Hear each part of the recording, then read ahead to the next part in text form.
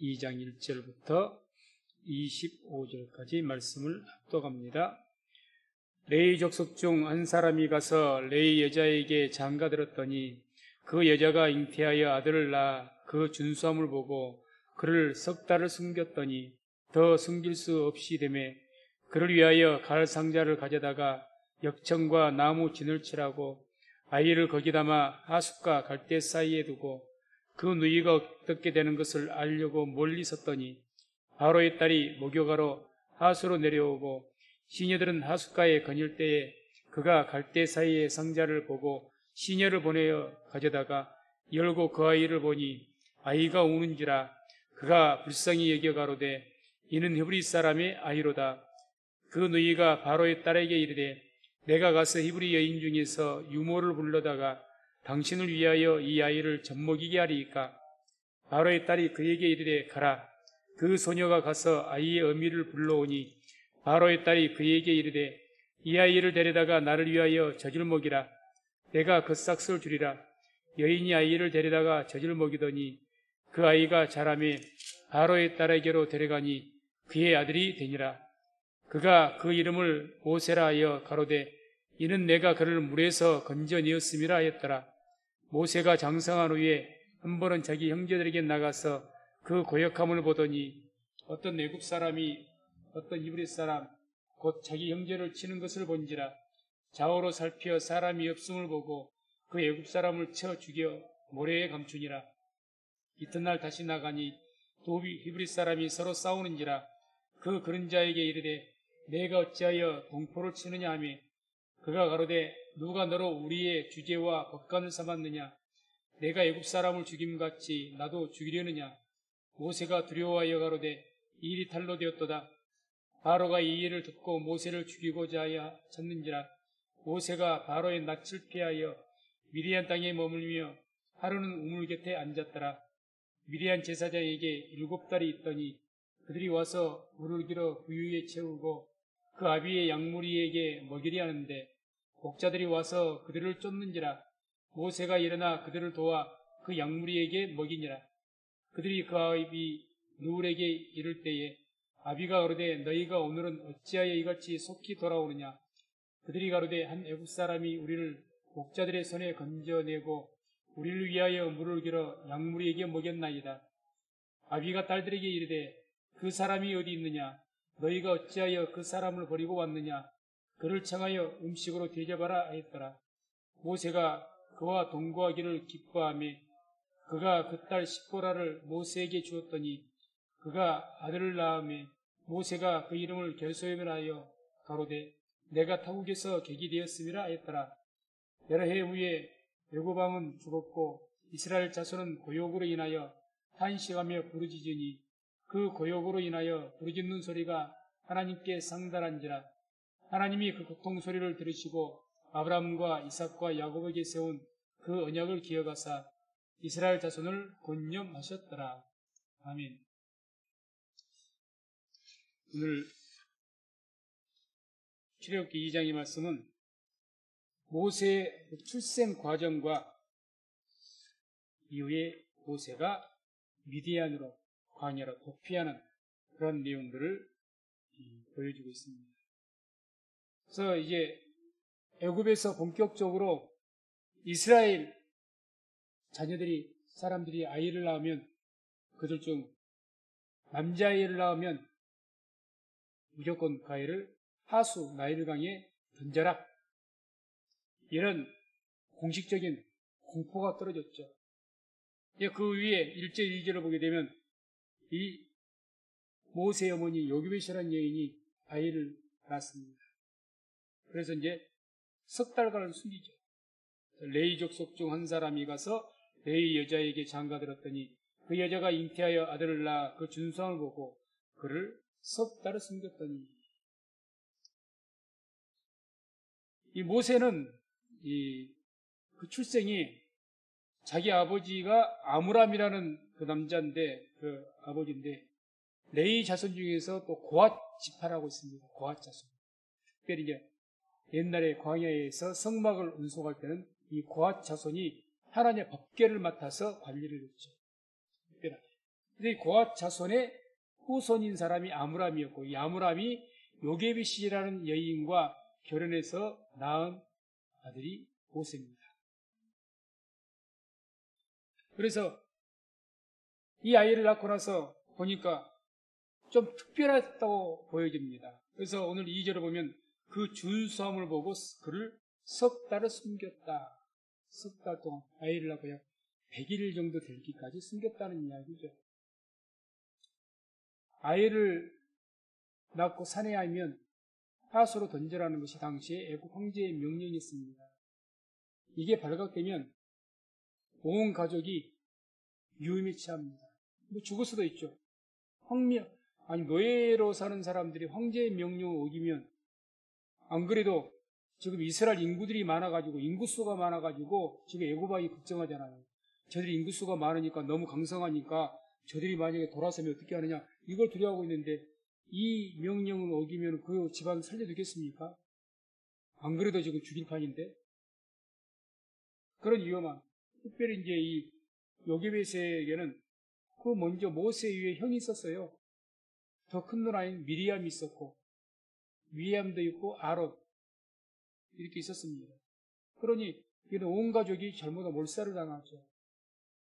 그러니 아마 특별하게 이 모세가, 왜 제가 이 말씀을 장황하게 설명드린가 하면, 그 모든 것은 아무 자식이지만 온 가족의 생명을 볼모하고 석 달간을 숨겼다. 그 준수함이 좀 특별했다는 이야기죠. 하나님이 섭리였겠죠. 걸리기만 하면, 어린 아이인데 언제 어느 때 울지 어떻게 알겠습니까? 이웃집이 고발할 줄 어떻게 알겠습니까? 그럼에도 불구하고 석 달간이나 숨겼다는 거예요. 그 다음에 이제 이렇게 숨기고 나서 정이 안 되니까 석 달 후에 이제 모세를 나일강에 바구니 담아서 띄어보내죠. 3절, 4절 보면 더 숨길 수 없이 되매 그를 위하여 갈 상자를 가져다가 역청과 나무 진을 칠하고 아이를 거기 담아 하숫과 갈대 사이에 두고 그 누이가 어떻게 되는 것을 알려고 멀리 섰던, 그 누이는 미리암을 말하죠. 모세의 친누나.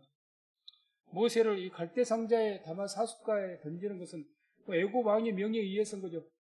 강에 던지라고 했으니까 차마 어느 부모가 황명이 강에 던지라고 그냥 산채로 그냥 바로 강물에 던지겠습니까?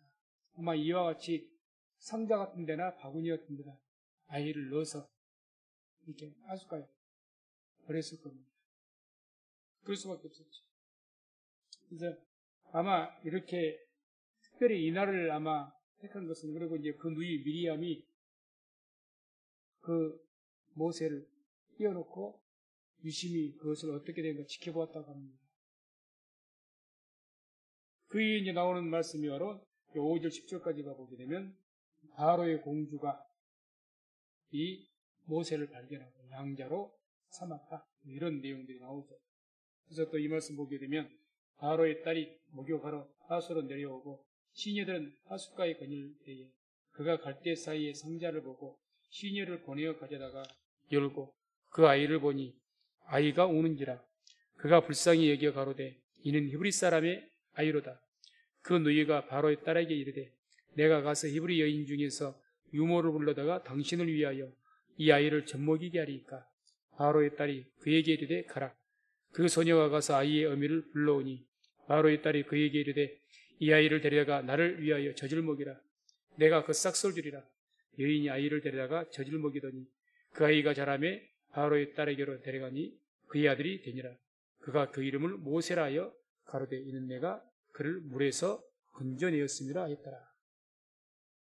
여기서 이제 바로의 딸 이야기가 나옵니다.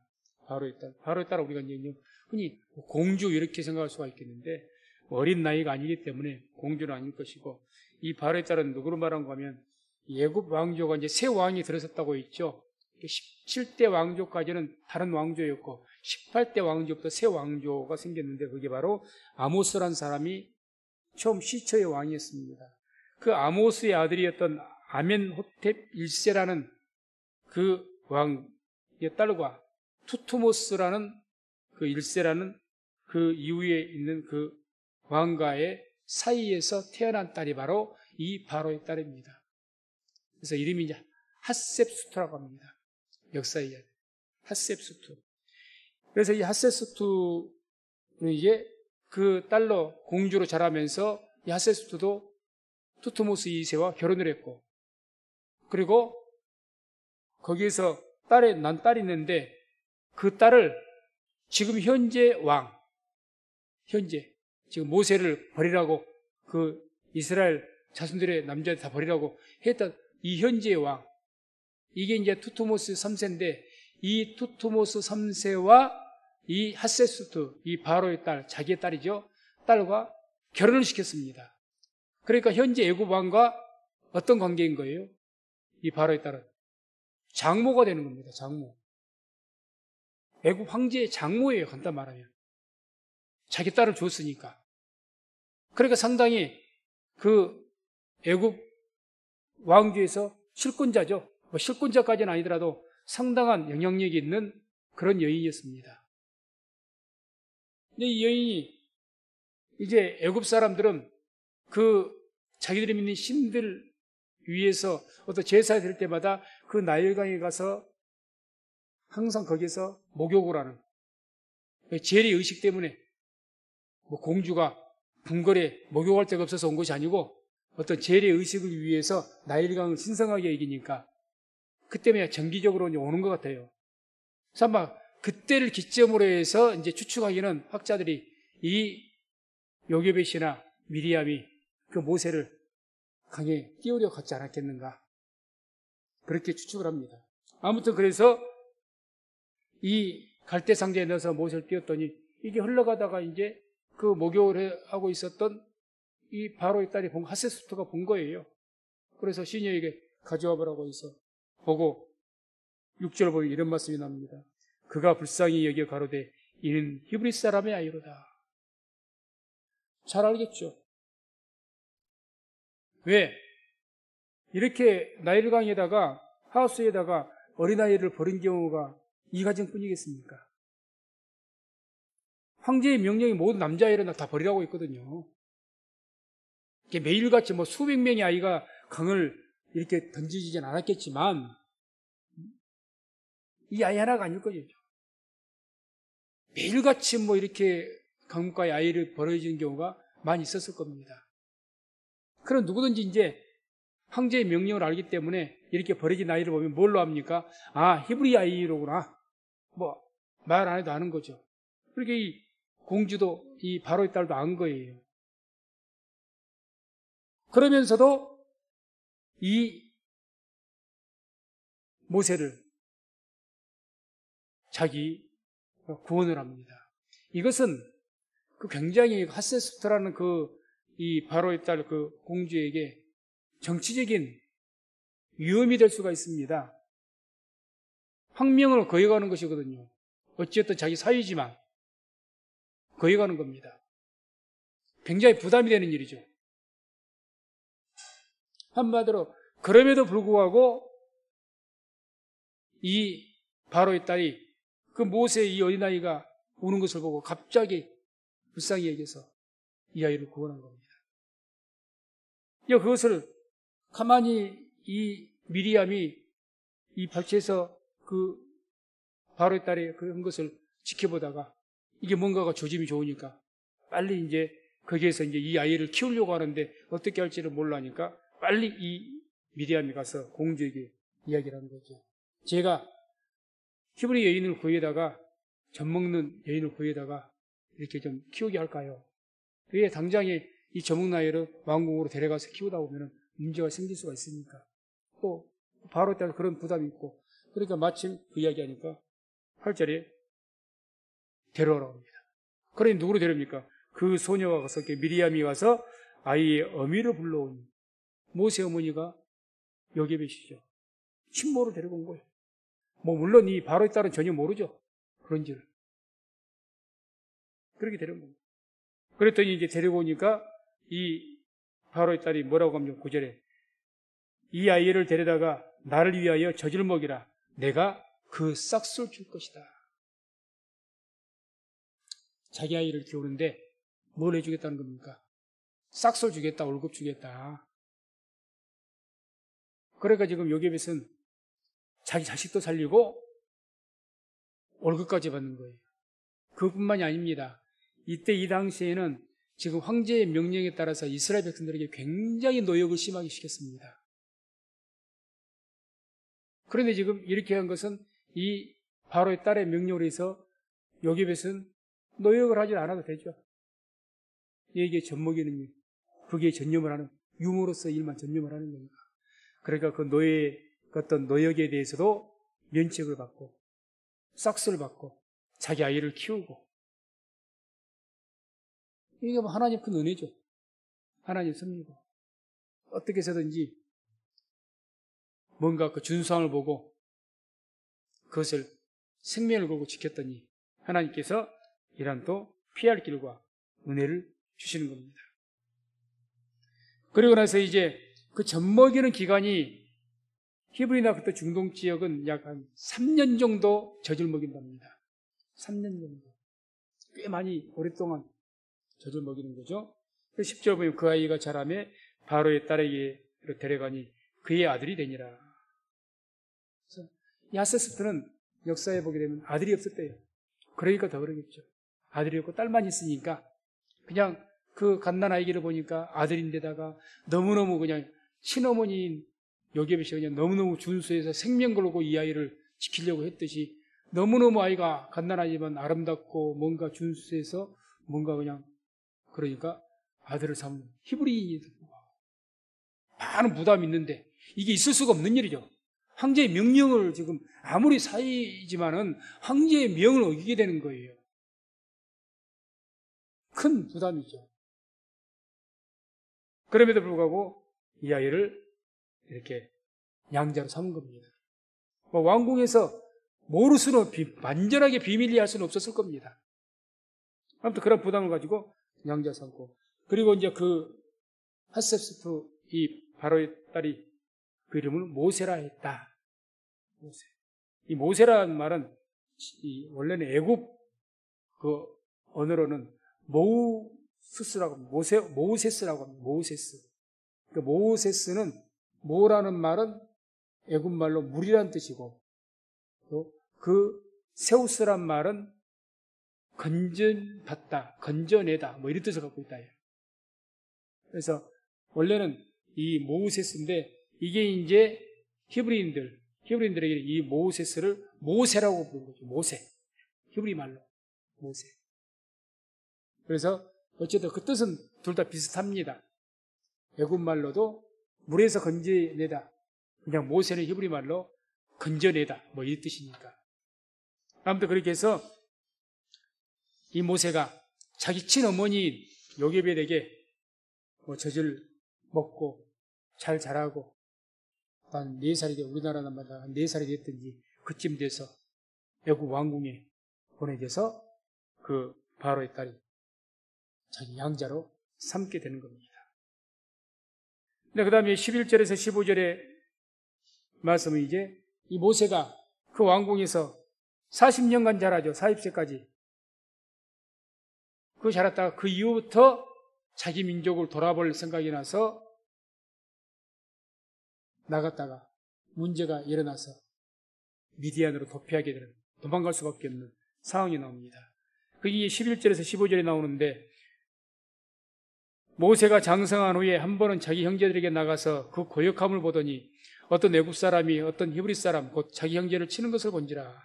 모세가 장성한 후에 이때가 이제 40세예요. 40세. 그게 이제 어떻게 해서 40세인지를 우리가 정확하게 알 수가 있느냐.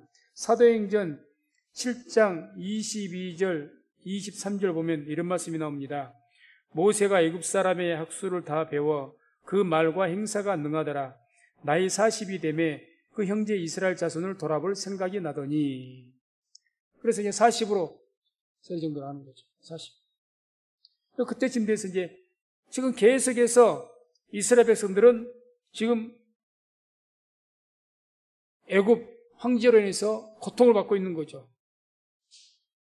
그리고 거기에 간 것은 지금 이 모세는 온이라는 그 애굽의 그 수도가 있습니다. 수도. 그 도시에 사는 사람이에요. 모세는 왕궁이 있으니까. 거기가 왕궁이 있으니까. 근데 거기에서 어디까지 간 건가 하면 저 멀리 고센 땅까지. 왜 거기에 이스라엘 백성들이 있는 것 아닙니까? 먼 곳으로 간 거죠. 일부러 가서 보게 된 겁니다. 아마 이제 이렇게 된 것을 많이들 그동안 모세는 40세 되기까지 뭘 했느냐? 나이 20이 되어서도 장성한 스에게 가볼 수도 있는 것이고 30이 되어서도 가볼 수가 있는 것인데 왜 40이나 되세야 그때 가거든요. 이렇게 우리가 의문을 보면은 아마 모세는 당시에 애굽 왕족에 속하죠. 바로의 딸이 양자로 삼았으니까 왕족에 속한 겁니다. 아주 귀족이죠. 그것은 분명하지만 애굽 왕족 중에서도 비주류였을 겁니다. 비주류. 아니 다 그 출생의 비밀을 알지 않습니까? 아무리 황제 장모가 양자로 삼아서 함부로 할 수는 없지만은 출생의 비밀이라는 게 있잖아요. 그러니 이 모세는 사실 다들 그렇게 이야기합니다. 다른 왕족들에 비해서 실권은 없었을 것이다. 그걸 우리가 볼 수가 있는 거죠. 아마 그렇기 때문에 아마 계속해서 그런 삶을 살다가 이제 어느 기회를 봐서 그런 가운데 자기가 히브리 사람인 줄 아는데 아니 모세가 가서 이스라엘 사람들 거기에 가서 뭔가를 관여하게 그걸 애굽 왕궁에서 좋게 볼 수가 없는 거죠. 그러니까 아무튼 하나님 때에 이렇게 모세가 가게 된 것 같습니다. 그리고 보면 이제 가서 보니 좌우에 애굽 사람이 히브리 사람을 막 노역을 시키면서 치는 것을 보고 좌우로 살피어 사람이 없음을 보고 그 애굽 사람을 쳐서 죽여 모래에 감추니라. 참 이걸 보면 그 모세의 어떤 굉장한 성격의 급함과 혈기를 조금 우리가 볼 수가 있습니다. 40년 광야를 지나고 난 뒤에는 모세의 온유함이 온 지면에 승했다고 이렇게 말하는데 이때는 그렇게 성품이 온유하지는 못했던 것 같아요. 자기 종족을 친다고 때린다고 가서 군사를 쳐서 죽였다는 거죠. 그럼 모래에 감추고 이런 어떤 모세의 어떤 혈기라면 혈기요? 그런 것이 이제 훗날에 이제 문제가 되죠. 문제가. 그래서 민수기 20장 10절 11절을 보면 우리 말씀을 한번 같이 한번 또 갑니다. 모세와 아론이 총회를 그 반석 앞에 모으고 모세가 그들에게 이르되 패역한 너희여 들으라. 우리가 너희를 위하여 이 반석에서 물을 내려 하고 그 손을 들어 그 지팡이로 반석을 2번 치매 물이 많이 솟아나오므로 회중과 그들의 짐승이 마시니라. 이게 무슨 말씀인가 하면 무리바라는 곳에서 물이 없으니까 그 물이 없다고 이스라엘 백성들이 모세를 향해서 원망을 했습니다. 그래서 모세를 막 대적하고 그러니까 모세가 화가 많이 났어요. 그때 하나님께 기도하니까 하나님께서 가서 반석을 명하여서 물을 내라고 했어요. 명해서 칠한 말씀 안 하고. 그런데 이제 모세가 화가 나가지고 백성들 앞에 가가지고 그 반석을 향해서 말로 하나님의 이름으로 명한 것이 아니라 반석을 2번을 쳤습니다. 그리고 뭐라고 이야기합니까? 내가 이 반석에서 물을 낼 것이냐? 화를 낸 거죠. 혈기를 낸 거죠. 이 일로 모세는 이스라엘 땅 눈으로 보기만 하고 들어가지를 못하게 됩니다. 내가 그러므로 인해서 하나님의 영광을 드러내지 거룩함을 드러내지 못했다고 말씀했거든요.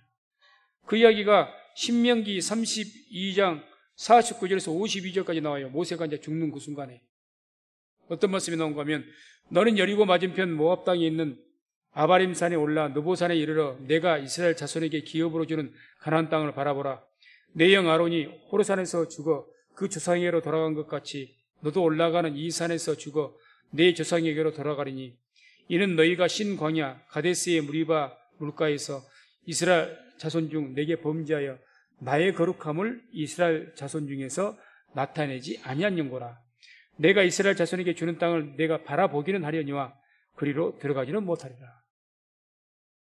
한마디로 하나님의 이름으로 물을 내라고 했는데, 명에서 물을 내라고 했는데 네가 하나님의 말씀대로 명대로 하는 것이 아니라 네가 혈기를 내어서 그렇게 해서 하나님의 거룩함을 드러내지 못했기 때문에 너는 이스라엘을 보기는 해도 들어가지는 못한다고 한 거예요. 가나안 땅. 이게 하나님의 처분이었습니다.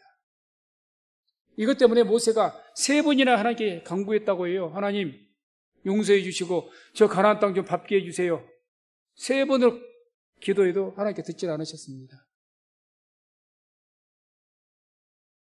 우리가 이 말씀 가지고 조금 깊이 생각해 봐야 될 것이 있습니다. 과연 혈기라는 게 뭘까요? 성경이 혈기란 말, 혈기. 이 혈기가 하나님 이마만큼 하나님의 거룩함을 드러내지 못한다고 하지 않습니까? 네가 그런 혈기를 내니까 하나님의 거룩함을 드러내지 못했다. 그래서 하나님 앞에서 지금 징계받은 것 아닙니까? 이 혈기라는 것은 뭐가 혈기냐? 하나님의 말씀을 우리가 사람의 육체의 어떤 감정대로 전하는 겁니다. 그러니까 이 이제 말씀을 육신의 감정대로 전할 수 있는 가장 위험한 사람들이 바로 이제 목회자들이죠. 하나님의 말씀을 가장 많이 설교를 하니까. 그래서 하나님의 말씀을 그냥 명하고 선포해야 되는데 이게 자기의 어떤 기분이나 감정에 치우쳐가지고 그걸로 인해서 전한다는 거죠.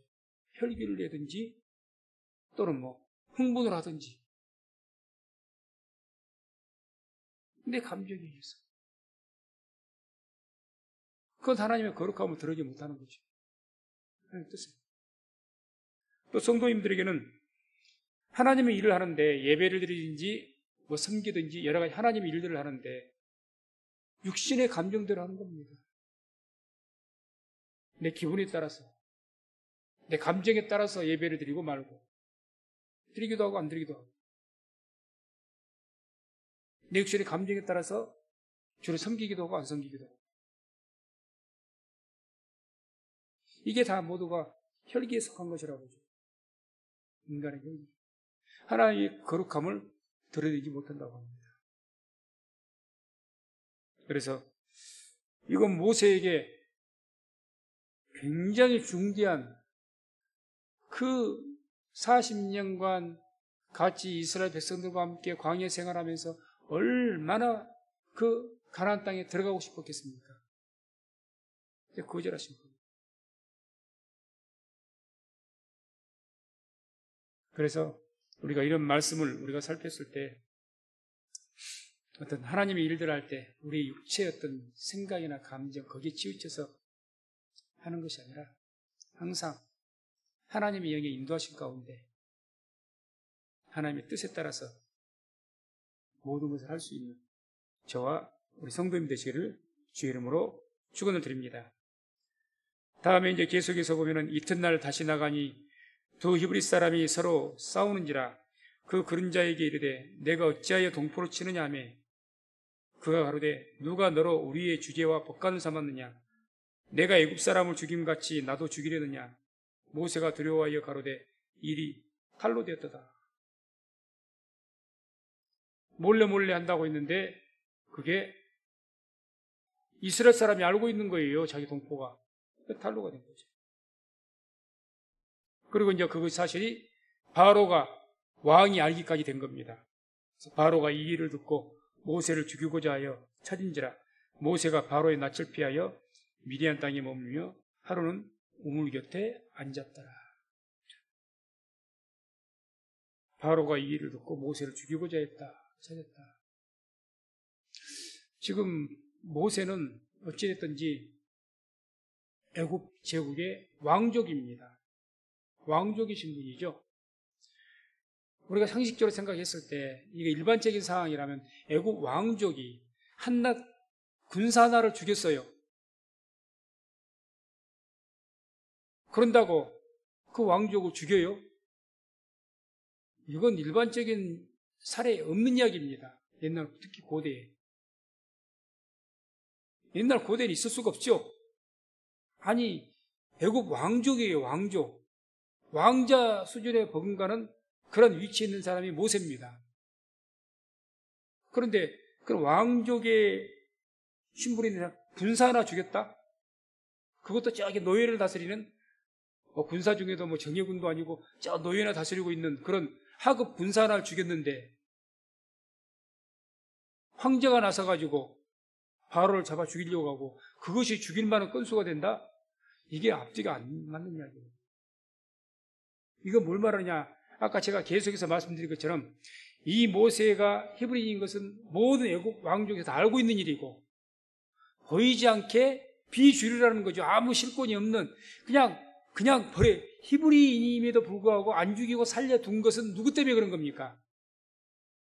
그의 양모 핫세수토가 있기 때문에.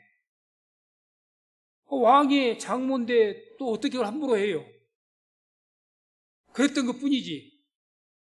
그냥 놔둔 거예요, 쉽게 말하면. 그러다가 어떤 일을 벌인 겁니까? 군사로 죽이고 군사로 죽인 거예요. 기회가 좋은 거죠. 쉽게 말하면 바로 황제가 눈에 가시였던 이 모세, 장모 때문에 이러지도 못하고 저러지도 못했는데 눈에 가시였던, 이제 죽이려고 하는 거죠. 그렇게 해서 그렇게 된 거예요. 안 그러면 일반적인 상식에서는 왕족이 군사 하나 죽인 것은 아무 문제가 안 됩니다. 아무 문제가 안 돼요. 아무튼 그래서 모세는 미디안으로 이제 왕의 눈을 피해서 도망을 갑니다. 그래서 16절에서 20절까지 보게 되면 미디안 제사장 집에 이제 머물게 되죠. 미디안 제사장. 16절에서 20절을 보게 되면 미디안 제사장에게 7딸이 있더니 그들이 와서 물을 길어 구유에 채우고 그 아비의 양무리에게 먹이려 하는데 목자들이 와서 그들을 쫓는지라. 모세가 일어나 그들을 도와 그 양무리에게 먹이니라. 그들이 그 아비 루엘에게 이를 때에 아비가 가로되 너희가 오늘 어찌하여 이같이 속히 돌아오느냐. 그들이 가로되 한 애굽 사람이 우리를 목자들의 손에서 건져내고 우리를 위하여 물을 길어 양무리에게 먹였나이다. 아비가 딸들에게 이르되 그 사람이 어디 있느냐. 너희가 어찌하여 그 사람을 버리고 왔느냐. 그를 청하여 음식으로 대접하라 했더라. 이제 미디안 제사장이 7딸이 있는데 그들 딸들이 가서 양들을 치다가 우물가에 와서 물을 먹이려고 왔던 것 같습니다. 그러니까 여인들이 오다 보니까 이제 다른 남자들이 뒤에 와서도 여인들이 오다 보니까 여인들이 무시해버리고 우리가 먼저 물을 먹이겠다 이렇게 해방을 한 거죠. 그것을 모세가 본 겁니다. 그때 모세가 도와서 그들을 쫓아내주고 또 이 딸들을 데리고 양들을 물을 먹이고 이렇게 보호해줬다는 이야기죠. 그 이야기를 자기 아버지에게 한 거죠. 이 딸들이. 그러니까 호통을 친 거죠. 아니 그렇게 선으로 되어 물론 애굽 사람이라는 것을 알았기 때문에 쉽게 어떤 호응하지 못한 것 같습니다만은 어쨌든 그 얘기를 하니까 아버지가 왜 그렇다고 그렇게 너희 호울한 사람을 버려두느냐. 빨리 모셔서 식사를 대접할 수 있도록 해라. 이렇게 이야기하는 겁니다. 여기서 이제 우리가 이제 미디안이라는 곳이 나오죠. 미디안 제사장, 미디안은 지역 이름입니다. 유대 광야 쪽에 있는 지역 이름인데 이 미디안 그 지역은 미디안 족속이 살고 있었기 때문에 미디안이라고 하는 미디안 족속. 이 미디안 족속이라는 것은 그 아브라함의 세 번째 부인 그두라, 아브라함에게 세 번째 부인 그두라라고 있었는데 그 그두라 사이에서 태어난 네 번째 아들, 그 아들이 미디안입니다. 그래서 그 미디안이 아마 거기에서 가계를 이루고 살아서 큰 무리를 이루었기 때문에 그게 이제 미디안 족속이 된 거예요. 아브라함의 후손들입니다. 창세기 이제 25장에 나오고 거기에 있는 이 미디안 제사장 이름은 루우엘 하나님의 친구 뭐 이런 뜻이거든요. 하나님의 친구 미디안 제사장 이 바로 나오죠. 그래서 이제 우리가 성경을 보게 되면 우리가 창세기를 봐도 그러지만 가끔 가다가 뭐 제사장들 이야기가 나옵니다. 제사장들 이야기. 그래서 우리가 보면은 좀 충격적인 이야기 어떤 이야기였습니까? 우리가 창세기에 보게 되면 요셉이 누구하고 결혼을 했죠? 당시 애굽의 제사장 보디베라의 딸 아스낫이라는 여인과 결혼을 했습니다. 그러면 우리가 이제 이런 생각을 할 수가 있죠. 아니 어떻게 우상 숭배하는 그 제사장의 딸과 결혼할 수가 있는가? 아무리 그래도 이렇게 생각할 수가 있죠. 여기도 미디안 제사장? 아니 미디안 제사장이면 그냥 우상 숭배하는 그 제사장 아닌가? 이렇게 생각할 수가 있잖아요. 그러나 이걸 아셔야 됩니다. 이때 지금 우리가 읽는 이 성경의 배경이 언제죠? 출애굽 이후가 아니죠. 다시 말해서 십계명과 율법을 받기 이전입니다. 율법이 있기 이전이라는 거예요. 우상 숭배 금지에 대한 계명조차도 있기 이전이라는 이야기입니다. 이전이에요. 또한 더 중요한 것은 야훼라는 하나님의 성호 그 이름이 계시되기 이전입니다. 한 번도 야훼라는 이름을 그냥 엘로힘 하나님 그러지 그 이름이 계시가 안 돼 있어요. 아직까지 백성들에게는. 다시 말해서 이 엘이란 말은 그냥 엘로힘이라는 말이고 엘로힘이라는 것은 그냥 막연하게 하나님이라는 뜻입니다. 하나님. 다시 말해서 우리식으로 막 그렇게 이것은 영어 성경 무조건 갓 이렇게 말해. 갓. 신 말하면 어떤 신이든 다 신이죠. 그런 개념밖에 없었을 시절이라는 겁니다. 그런 개념. 그러니까 무슨 말씀을 드리고자 하는가 하면 아브라함 이후의 그 자손들은 다 아브라함을 통해서 나름대로 여기서는 이렇게 신을 부르고 저렇게 이름으로 신을 부르고 자기들이 만들어서 신을 부르든지 신의 이름을 불렀는데 그 아브라함의 후손들이 부른 신은 결국 누구였다는 이야기입니까? 아브라함이 믿었던 하나님을 의미하는 거죠. 왜? 자기 조상 때부터 들어왔던 신을 믿는 거니까. 그리고 제사 방법이라든지 뭐 이런 것들은 전혀 없는 시대니까 자기 생각대로 믿고 자기 생각대로 섬기고 이렇게 했던 거예요. 그 이때 당시에는 우상 숭배라는 그런 개념 자체가 없습니다. 율법이 없으니까 언제 아브라함에게 우상 숭배하지 말지니라 그런 말씀 하신 적 있어요? 없습니다. 율법이 없어요. 답에서 그렇기 때문에 이들을 우리가 아직 출애굽 이후에 계명을 받기 이전인데 이들에게 우상 숭배자라 이렇게 말할 수가 없다는 거죠. 말할 수가 없고 그것도 아니고 아직 하나님이 계시가 안 됐다니까요. 야훼 하나님이 누군지를 몰라요. 그냥 막연하게 우리 조상에게 나타난 아브라함 우리 조상에게 나타나신 하나님 그렇게만 알고 있는 거예요. 자기 방식대로 제사를 드린 것이고 전통적으로 했던 대로 하는 것이고 그걸 우리가 알아야 이런 말씀들을 어떻게 해서 위대한 제사장이 만약에 우상숭배자라면 어떻게 모세가 이런 우상숭배 제사장 집에 머물고 또 이 딸과 결혼하고 요셉은 또 왜 그러고 이게 뭔 일이냐 가장 거룩해야 될 분들이 어쨌든 그게 아니라는 거죠. 그렇기 때문에 하나님께서 허용을 하셨던 것이고 그래서 사도행전 17장 30절에 이런 말씀이 나오죠. 함께 말씀을 합독합니다. 알지 못하던 시대에는 하나님이 허물지 아니하셨거니와 이제는 어디든지 사람을 다 명하사 회개하라 하셨으니 알지 못하던 시대에는 하나님이 허물지 않으셨다. 아직 하나님의 이름이 계시가 안 됐으니까 우리도 마찬가지입니다. 아직 예수 그리스도가 계시가 안 되었고 복음이 전파되지 않았는데 구약시대에 예수님 안 믿었다고 지옥 갑니까? 아니 그때 계시도 안 됐는데 다윗이 예수님을 어떻게 알아요? 구약시대 사람들이 어떻게 예수님을 압니까? 아직 오시지도 않았고 계시가 안 됐는데 우리나라 그러니까 이런 말 한 거죠. 어떤 분이 그래요. 야, 예수 안 믿으면 다 지옥 가냐? 아, 지옥 간다. 틀림없다. 그러면은 우리 조상들 뭐 이순신 장군도 지옥 가고 세종대왕도 지옥 가고 다 지옥 가 죽겠네? 그런 경우에 우리가 답을 줄 수 있는 이야기죠. 아니라는 이야기죠.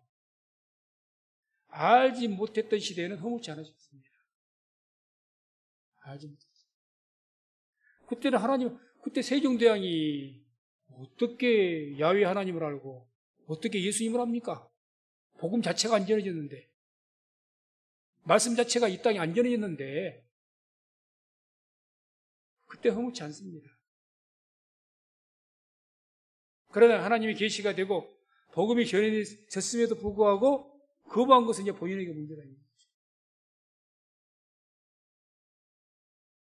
그래서 아무튼 이렇게 해서 이 미디안에서 아브라함의 후손이었던 그 루엘 이 제사장을 만나가지고 그 딸과 십보라라는 그런 딸과 결혼을 하게 된 겁니다. 그렇게 해서 이제 21절 22절에 모세의 결혼과 게르솜이라는 아들이 출생을 하죠. 모세가 그와 동거하기를 기뻐하며 그가 그 딸 십보라를 모세에게 주었더니 그가 아들을 낳음에 모세가 그 이름을 게르솜이라 하여 가로되 내가 타국에서 객일이었음이라 하였더라. 이 말씀에도 또 우리가 좀 유심히 볼 말씀이 모세가 그와 동거하기를 기뻐하며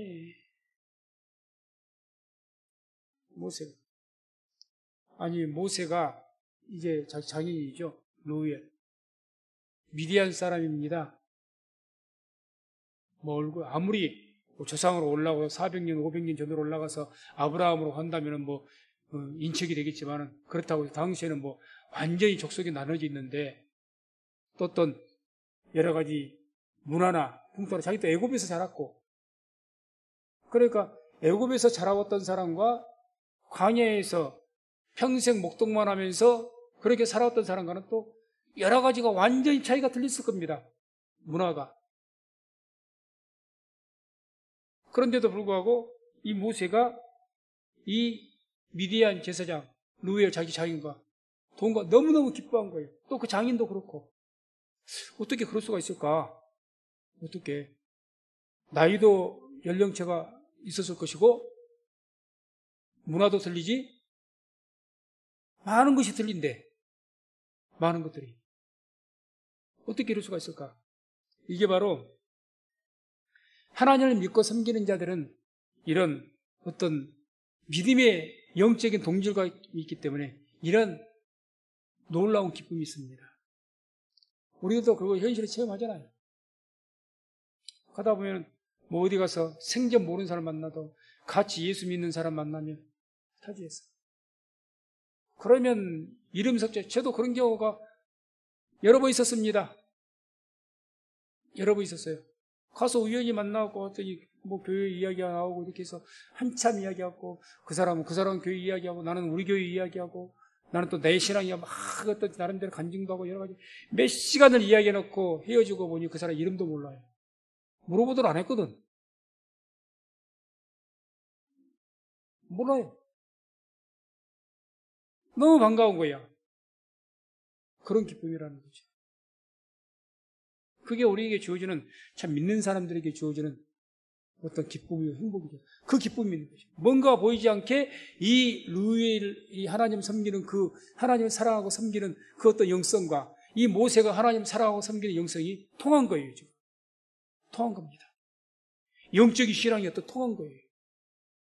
그런 또 사례가 우리가 보게 되면 이 사무엘상에 나오죠. 다윗과 요나단 이야기가 유명하지 않습니까? 사무엘상 18장 1절 보면 이런 말씀이 나오죠. 다윗이 사울에게 말하기를 마침에 요나단의 마음이 다윗의 마음과 연락되어 요나단이 그를 자기 생명같이 사랑하니라. 아멘. 다윗은 지금 어린 소년에다가 일반 백성이죠. 요나단은 누굽니까? 왕자입니다. 왕자예요.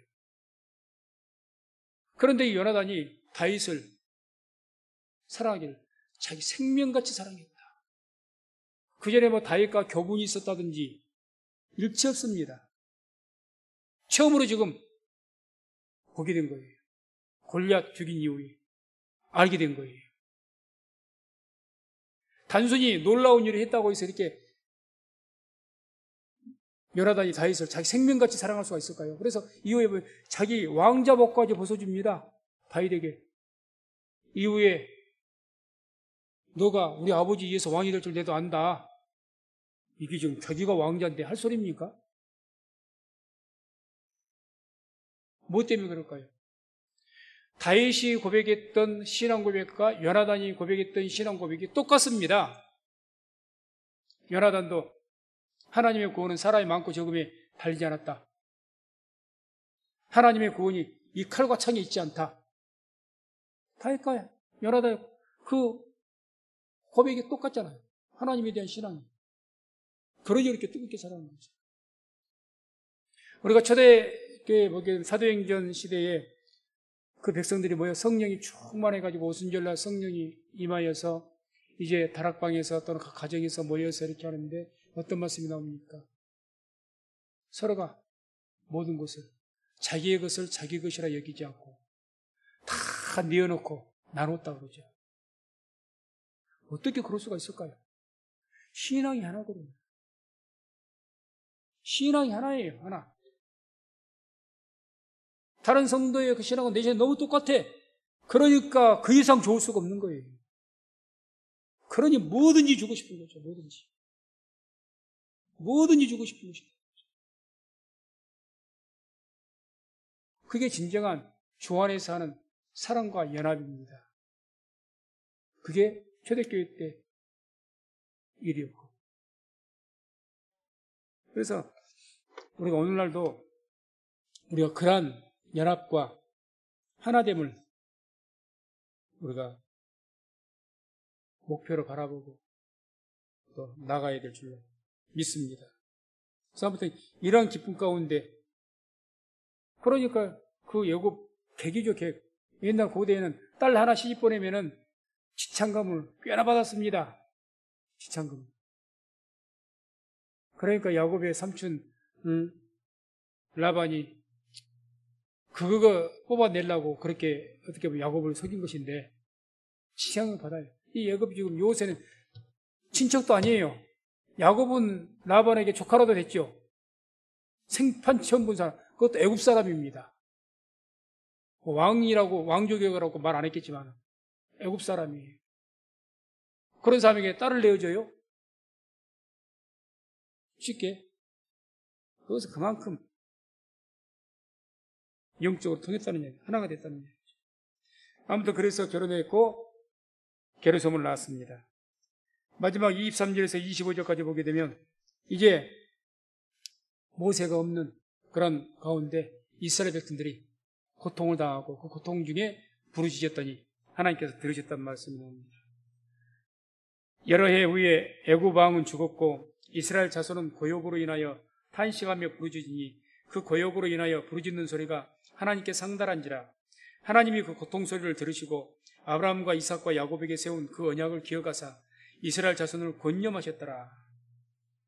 23절 보면 이스라엘 자손은 고욕으로 인하여 탄식하며 부르짖으니 그 고욕, 이 고욕의 기간이 아마 시작된 것으로부터 시작하면 70에서 80년이 된 고욕의 기간이죠. 왜 그러냐? 언제부터 고욕이 시작됐죠? 모세가 출생하던 그 시기부터. 그때부터 본격적으로 핍박이 시작됐잖아요. 본격적으로. 그런데 지금 여기 지금 하나님께서 이스라엘 고통 들으신 때가 언제입니까? 여러 해 후에 애굽 왕은 죽었고 이후에 바로 죽은 뒤에 모세가 바로 애굽으로 갔죠. 그러니까 이때 모세가 나이가 몇이었어요? 80세였어요. 80세. 40세 도망갔다가 40년 광야 생활하다가 그다음 80세에 갔지 않습니까? 그러니까 모세 출생할 때부터 고역이 시작됐으니까 최소한 7, 80년간 고역이 진행된 거예요. 정말 징글징글하게 보여줘야 되는 거죠. 본격적으로. 요셉을 알고 있던 그 시대에는 그래도 좀 살만했는데 요셉을 알지 못한 이 새 왕조가 18대 왕조가 생겨나더니 이후부터는 이제 막 이스라엘 막 곤두박질 치는 거예요. 그러니까 고요의 소리가 하나님께 상달된지라 부르짖었다는 거죠. 23절에 그 고역으로 인하여 부르짖는 소리가 하나님께 그래서 상달이 된 거죠. 이 그 고역으로 인하여 부르짖는 소리가 하나님께 상달한지라 이것은 이제 표준역에서는 고된 일 때문에 부르짖는 소리가 하나님께 이르렀다. 이렇게 번역을 해놨습니다. 고된 일 때문에 부르짖는 소리가 하나님께 이르렀다. 한마디로 뭔 말이냐? 그 고역이 삶으로는 너무 고통스럽고 힘들었는데 그로 인해서 결과적으로 고역으로 인해서 부르짖게 되었고 이렇게 거꾸로 뒤집어서 이야기하면 그런 고역이 없었다면 이렇게까지는 안 부르짖었을 것이고 고역으로 인해서 부르짖었더니 결국 하나님께 그 기도가 어떻게 상달되었다. 그러니까 우리가 고역을 통해서 고역으로 해서 부르짖지 않았을 것이고 부르짖지 않았으면 기도가 상달될 이유가 없는 거죠. 그래서 주님께서 에레미야 33장 3절에 우리가 너무 잘 아는 말씀이에요. 너는 내게 부르짖으라. 그러면 내가 내게 응답하겠고 크고 비밀한 일을 너에게 보이라. 너무 우리 순복음에서 잘 알고 있는 말씀이지 않습니까? 18번 말씀이죠. 부르짖으라는 거죠. 왜 안 부르짖었느냐? 고역이 없으니까. 배가 부르니까 아무 문제가 없으니까 부르짖을 필요성을 느끼지 않는 거예요. 하나님 찾을 필요성이 안 느끼지. 하나님이 필요가 없죠. 쉽게 말하면. 다 있는데 건강 있고 돈 있고 명예 있고 뭐 문제 없고 굳이 하나님 필요합니까? 온전한 믿음 가진 분들이야 당연히 그래도 영적인 갈급함을 느끼죠. 그러나 일반적으로 안 그렇다는 얘기죠. 그러니까 이 부르짖게 된 것은 고역이 우리들도 그래서 고난이 유익이라는 것이 우리가 그런 고난이 있을 때 또 하나님께 부르짖게 되기 때문에 그러는 겁니다. 결국 하나님께서 거기다 24절 보면 그렇게 부르짖으니까 그 언약을 기억하사 아브라함과 이삭에게 야곱에 세운 그 언약을 기억했다는 거죠. 이 기억했다는 말도 자카르라는 단어를 쓰는데 잊지 않다, 마음에 두다 이 뜻이에요. 그러니까 무슨 말씀인가 하면 하나님께서 400여 년 전에 아브라함에게 약속하셨던 그 약속이지 않습니까? 그 약속인데 그러면 내내 잊고 계시다가 이번에 한 7, 80년간 이스라엘 백성들이 고통을 받고 그러니까 막 부르짖고 그러니까 그때서야 아이고 내가 깜빡했네? 이게 아니라는 거예요. 내가 저거 깜빡이 맞아 내가 너희들에게 구출해준다 약속했었지 400년 전에 했었지 내가 깜빡했다 이게 아니라는 이야기입니다. 그 본뜻이 자카라는 뜻은 잊지 않다 마음이 두다. 항상 하나님께서는 400년 전에 하셨던 그 약속을 계속 마음속에 간직하시고 잊지 않고 계신 거예요. 그러다가 저들이 이제 부르짖 때가 되니까 그들의 기도를 들으시고 응답하신 겁니다. 때가 됩니다.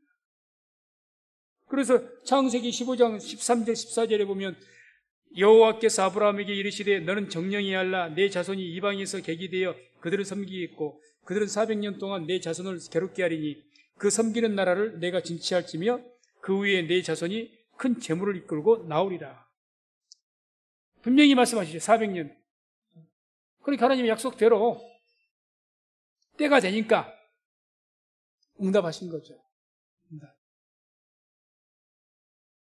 그러고 나서 이제 이스라엘 자손을 권념하셨다.